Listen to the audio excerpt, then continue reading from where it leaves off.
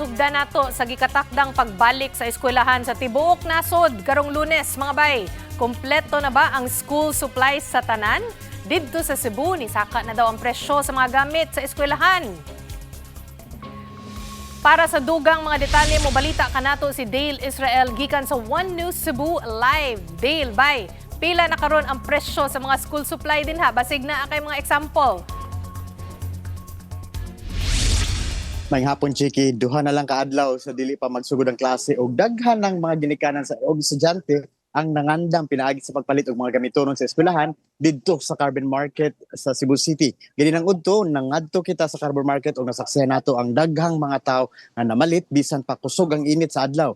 Daghan sa mga namalit ang nga mga ginikanan kauban ng ilang mga anak aron magpasukod sa mga uniforme alang sa maabot nga pagbalik sa eskwelahan. Matod sa mga baligyaanan dinhi, wala pa kayo maabot sa halin ang ilang mga naandan sa miaging tuig apan naglaom sila nga mosaka ang ilang baligya ugma o sa kaadlaw sa dili pa magsugod ang klase karong Lunes. Ipabalo usab sa mga negosyante nga posibleng mosaka ang presyo sa mga uniforme sa maabot na semana depende sa presyo nga ipatong sa ilaha sa mga supplier. Kumusta ka ang presyo sa supply, wala na usab sila ilaing mahimo kundi musunod sa pagpataas sa presyo.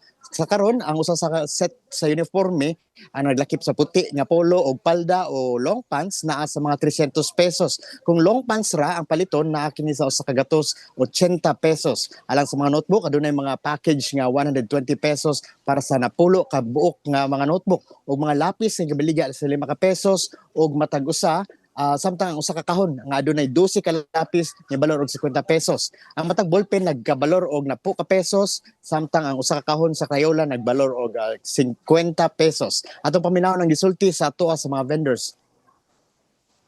Basihan nato ang sa una ug ang karon lahi mas kuan karon mas kanang dili kaayo Dili kayo daghang mamalit. kanang dito kanang lahi na gusto una magpundot ta. Pero na kay kita ron. Nana naon dili gyud ingon nga masiruan sa ta na. Oh. Ta. Mayon ta makabawi sir. O man hurot, Opa. mahurot ni. Libre gyapon sir. Libre gyapon. Sige ra kita kay para lang jud makatabang sa mga nanginangka. Balikan nimo, Chiki. Dale, kung ang mga namaligya, ready na, ang mga eskwelahan, ready na bagyod sa opening of classes kaysa Monday na ra ba? Chiki, natapos na ang mga brigada eskwela sa nagkalain-lain ng mga eskwelahan dinhi sa Sugbo, bag-o og pintal o kasagaran ng mga classroom, ang mga school buildings bago sa pintal gahapon. Andam na ang eskwelahan bisan pa man ang ban wala pa nakadawat sa mga gisaad nga school supplies gikan sa gobyerno. Ganina gahuot dito dapit sa may Freedom Park sa Carbon Market tungod sa kadaghan sa mga namalit og mga school uniforms o mga school supplies. Dili gyud kalimod nga mas barato gyud ang tinda didto ikumpara sa mga presyo sa dagkong malls sa Cebu City. Pero bisan pa man uban sa mga nakainabi nato dito sa Carbon naglisod gihapon sila kung kay taas kayo ang presyo karong tuiga. Gani ang uban mingon nga dili lang sa hotdon og palit ang uban nilang mga bata sa mga school uniforms o ang masigo ra ang budget. Ang uban sa sunod ng mga adlaw mo palit og uniform tingi-tingi lang daw pa ilang pagpalit. Ato paminawon ang gisulti sa mga mamalitay sa Carbon. Ay, nilagwag na yung budget, yung mama. Oh. Yang mama na, ito na yung mama.